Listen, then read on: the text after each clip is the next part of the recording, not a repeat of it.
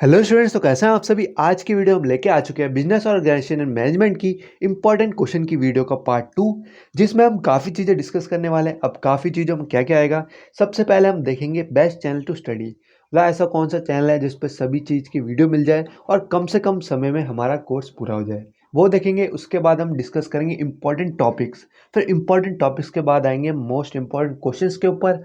उसके बाद हम आएंगे लास्ट नोट्स के ऊपर, जो कि हमारी वन शॉट वीडियो रहने वाली है। उसके लिए आपको वीडियो को एंड तक जरूर देखना होगा। उससे पहले अगर अभी तक चैनल से नहीं जुड़े हैं तो प्लीज़ सब्सक्राइब करते हुए और वीडियो को लाइक करते हुए जुड़ जाएगा। डिस्क्रिप्शन में आपको टेलीग्राम एंड व्हाट्सएप का लिंक मिल जाएगा, उसे भी जाके ज्वाइन कर लीजिएगा। अगर आपने इससे पहले पार्ट 1 नहीं देखा है इंपॉर्टेंट क्वेश्चंस का, तो वो देखिएगा। उसमें आपको अच्छे से सिलेबस समझाया गया है और उसमें भी आपको इंपॉर्टेंट क्वेश्चंस बताए गए हैं। तो चलिए वीडियो को आगे बढ़ाते हैं। देखिए, अभी तक आपने कुछ नहीं पढ़ा तो आप इनसे पढ़ सकते हैं। CWG for BCom. इनकी वीडियो ज़्यादा बड़ी भी नहीं है और वीडियो की लेंथ बिल्कुल 22 है। तो अगर आप इसे पढ़ लेंगे तो एक आपको और ही हो जाएगा पूरे कोर्स का कि भाई किस में क्या होता है, नेचर क्या होता है, ऑर्गेनाइजेशनल स्ट्रक्चर क्या होता है। ये जो मेन मेन टॉपिक्स है, आप इसे फिर बना के भी लिख पाएंगे। कंट्रोलिंग, डायरेक्टिंग, प्लानिंग, ये सभी चीज़ें आप इनसे समझ सकते हैं। मैंने एक दो वीडियो देखी थी, अच्छा समझा रखा है। ये चीज़ें क्लियर हो गई। पढ़ना कहाँ से है, अब चलते हैं टॉपिक्स के ऊपर।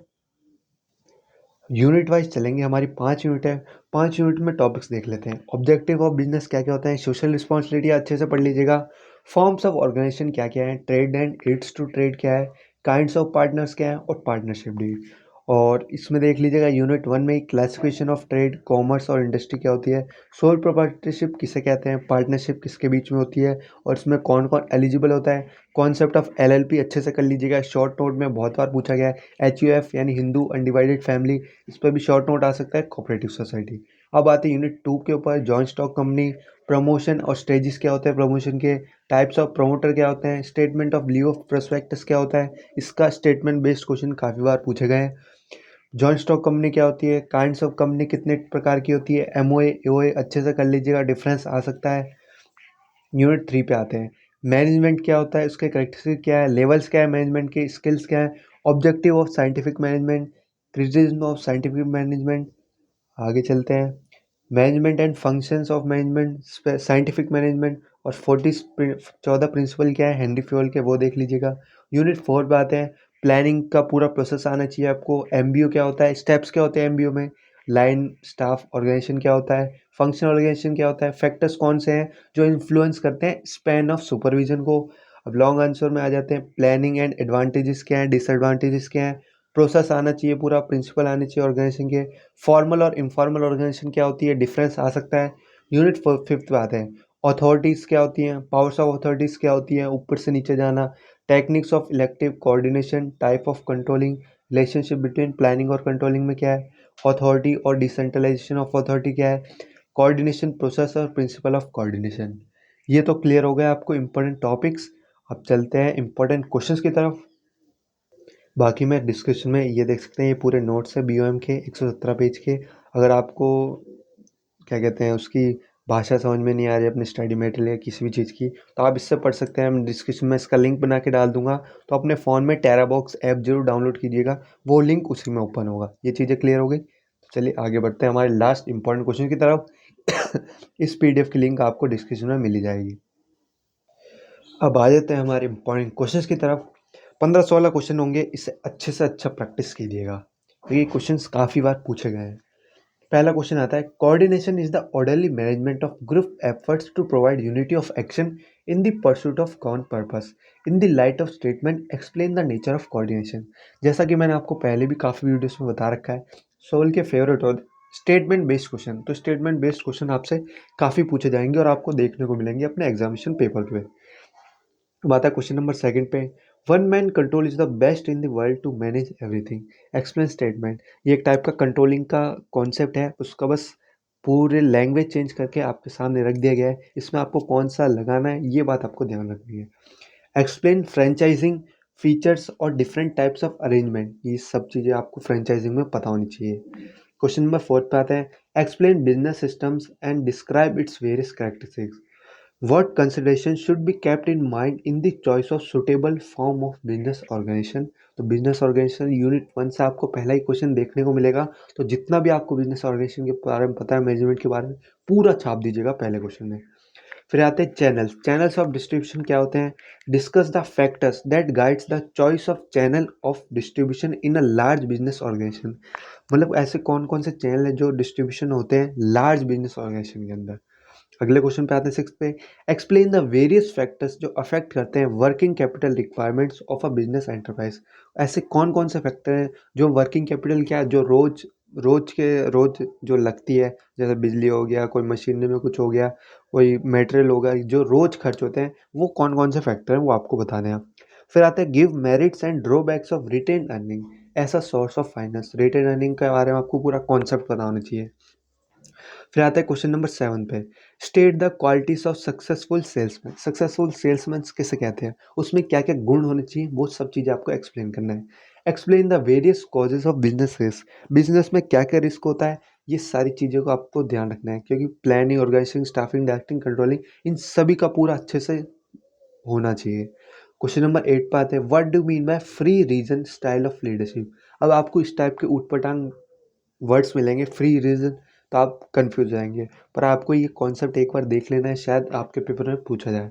बाकी अगर आपके पेपर में इनमें से एक दो क्वेश्चन भी छपते हैं, तो वापिस जब आपका एग्जाम हो जाए तो कमेंट्स में ज़रूर आके बताइएगा कि हाँ सर एक दो क्वेश्चन बचे, क्योंकि एक दो क्वेश्चन फंसना भी, आप ये मान कर चलिए 18-18 नंबर के आएंगे। ये चीज़ आपको समझ में आ गई। 36 नंबर आपके ऐसे ही हो जाएंगे, मतलब पासिंग मार्क्स तो आपने ऐसे ही कर लिया अगर आप पूरा सही करके आ जाते हैं। बाकी सब थोड़े थोड़े अटैम्प्ट करेंगे तो आपके 40 से 50 मार्क्स कोई नहीं रोक सकता। Explain the characteristics of effective communication. अगर आपने पार्ट 1, पार्ट 2 और प्रीवियस ईयर की पूरी वीडियो देख ली है तो आप आराम से पास हो सकते हैं, कोई दिक्कत की बात नहीं, बस आपको प्रैक्टिस करनी पड़ेगी। नोट्स तो नोट्स आपको प्रोवाइड करा दिए, चैनल तो चैनल आपको प्रोवाइड कीजिएगा, तो बस आपको अच्छे से पढ़ना है। नोट्स की लिंक डिस्क्रिप्शन में मिल जाएगी। टेराबॉक्स डाउनलोड कर लीजिएगा अपने फ़ोन में प्ले स्टोर से और साइन इन कर लीजिएगा। उसके बाद लिंक पर क्लिक कीजिएगा, वो आपको डाउनलोड होकर दिखा देगा आपके फ़ोन में, क्योंकि 70-80 MB का है तो वो लिंक नहीं बन रहा था इस वजह से। इफेक्टिव कम्युनिकेशन के कैरेक्टरिस्टिक क्या होते हैं? बाकी कैरेक्टरिस्टिक ऑफ इफेक्टिव कम्युनिकेशन शायद ये 2 बार हो गया है, जिसे इग्नोर कीजिएगा। Right a short note of any two of the following. सबसे पहले वर्कफोर्स डाइवर्सिटी एंड इंक्लूजन के ऊपर। आउटसोर्सिंग, आउटसोर्सिंग को अच्छे से कहिएगा। Make in India movement. अब आपको जो करंट टॉपिक होंगे ना, उनके ऊपर आपको शॉर्ट नोट लिखने का दिया जाएगा, तो जितने भी करंट टॉपिक्स हैं उनको थोड़ा अच्छे से देख लीजिएगा। बाकी आप बना के भी लिख सकते हैं, कोई दिक्कत की बात नहीं है। डाइवर्सिटी मैनेजमेंट क्या होता है? ब्रिक एंड क्लिक कॉन्सेप्ट क्या है, जो न्यू कॉन्सेप्ट है, जो काफ़ी बार पूछा जा रहा है, इसे अच्छे से करके दीजिएगा। स्वॉट एनालिसिस क्या होता है, स्वॉट की फुल फॉर्म पढ़ के इसका पूरा कॉन्सेप्ट समझ लीजिएगा। एप्लीकेशन क्या क्या होती है ई कॉमर्स की, उसे पढ़ लीजिएगा। मार्केटिंग मिक्स में क्या क्या चीज़ें आती हैं, उसे अच्छे से करके जाइएगा। एलएलपी में भी शॉर्ट नोट, जैसा कि मैंने आपको शुरू में कहा था, एलएलपी भी शॉर्ट नोट पूछा गया है, तो उसे भी अच्छे से कर लीजिएगा। क्वेश्चन नंबर 11 पे आते हैं। Discuss the significance of idea generation for entrepreneur. What sources of information can be entrepreneur utilize in this regard. Entrepreneur जैसे न्यू एंटरप्रेन्योर होते हैं, वो कौन कौन से आइडियाज जनरेट करते हैं जो कि काफ़ी अच्छे माने जाते हैं, उससे के ऊपर आपको बना के लिखना है। Define business ethics and explain its significance. वो बताइए बिजनेस के एथिक्स क्या होते हैं, सब चीज़ें जो रूल्स रेगुलेशन के हिसाब से होनी चाहिए। अब आते हैं what is motivation. Motivation most important, तो मोटिवेशन को अच्छे से रट लीजिएगा। उसकी जो भी थ्योरी है, एमसी थ्योरी एक्स और थ्योरी वाई और मोटिवेशन, तो इसे कर लीजिएगा। आने के काफ़ी ज़्यादा चांसेस हैं। लीडरशिप क्या होता है, लीडरशिप से भी आपको एक क्वेश्चन देखने को मिल जाएगा। जो भी लीडरशिप होती है, दो टाइप की, स्टैटिक पता नहीं क्या थी पर भूल गया, उनको अच्छे से करके जाइएगा। लीडरशिप का पूरा कॉन्सेप्ट आपको पढ़ के जाना है। Explain various types of leadership. Question number 13 पे आते हैं। What are the various stages in the process of decision making. Decision making करने के लिए कौन कौन से प्रोसेस होते हैं, discuss with the help of an example. Example आपको बिल्कुल माइंड में बना लें और उसे छाप देना है पेपर पर अच्छे से अच्छा। Decision between project organisation and matrix organisation. What are the merits and demerits of project organisation. Question number 14 पे आता है। Decision making is the essence of management. पूरा आपको स्टेटमेंट बेस्ड क्वेश्चन दे दिया, इसके ऊपर कमेंट कीजिए। What do you understand by the delegation of authority. मतलब अथॉरिटी किसी को देना, उसके ऊपर आपको बताना। How can it be made effective. अगर आप किसी को अथॉरिटी दे रहे हो, वो कैसे काम करा रहा है, तो वो आपके ऊपर होना चाहिए। Critically examines Ouchi's theory Z of motivation. देखिए नई नई थ्योरी आपको देखने को मिलेगी, तो आप उसके देखे कन्फ्यूज मत होइएगा, मैंने आपको पहले ही बता दिया। Critically examine Maslow's need hierarchy theory of motivation. ये ऊपर बता दिया आपको। फाइनेंशियल मैनेजमेंट क्या होता है, कौन कौन से डिसीजन होते हैं जो इन्वॉल्व होते हैं। Define HRM. अब काफ़ी स्टूडेंट कहेंगे सर एचआरएम तो एक अलग से सब्जेक्ट है, पर नहीं, आपको एचआरएम का कॉन्सेप्ट पता होना चाहिए, शॉर्ट नोट में पूछा गया है। Main functions of HRM. Recruitment क्या होता है, तो रिक्रूटमेंट से जितने भी स्टेप्स इन्वॉल्व होते हैं वो सभी चीज़ें लिखनी होगी। Why change resistant in organisation, what can be management to do overcome resistance by the workers. ये आपको 15 इंपॉर्टेंट क्वेश्चंस बता दिए, इनकी अच्छे से प्रैक्टिस कीजिएगा। इंपॉर्टेंट टॉपिक्स बताएं, उन्हें अच्छे से कवर कीजिएगा, समझ के जरूर जाइएगा। बाकी चैनल बता दिए, आपको नोट्स प्रोवाइड करा दिए। बाकी अब ऑल द बेस्ट है फॉर एग्जाम, अगर आपका जो आने वाले दिनों में एग्जाम है, all the for best for the exam. एसवाल डिफेंस की तरफ से अपना एग्जाम अच्छे से अच्छा करके आएगा। एक भी क्वेश्चन आपको छोड़ना नहीं है, सभी क्वेश्चन आपको करके आने हैं। और मिनिमम आपको 4 to 5 पेजेस भर के आने ही आने, हर एक क्वेश्चन में 2 पार्ट में डिवाइड होगा, तो ये मान के चलिएगा दोनों पार्ट में आप 2.5 से 3 पेज भर दीजिएगा। एक एक पार्ट में, एक पार्ट में 3 पेज भर दीजिएगा 2.5 से 3, दूसरे पार्ट में भी 2.5-3, तो आपके 6 पेज हो जाएंगे, जो कि मिनिमम काफ़ी है। ये सारी चीज़ें मैंने आपको क्लियर कर दी है। अगर आपको वीडियो पसंद आई तो वीडियो को लाइक करते हो, चैनल सब्सक्राइब करते जरूर जाएगा। जितने भी आपके फ्रेंड्स हैं BOM वाले, उनके साथ वीडियो को जरूर शेयर कीजिएगा।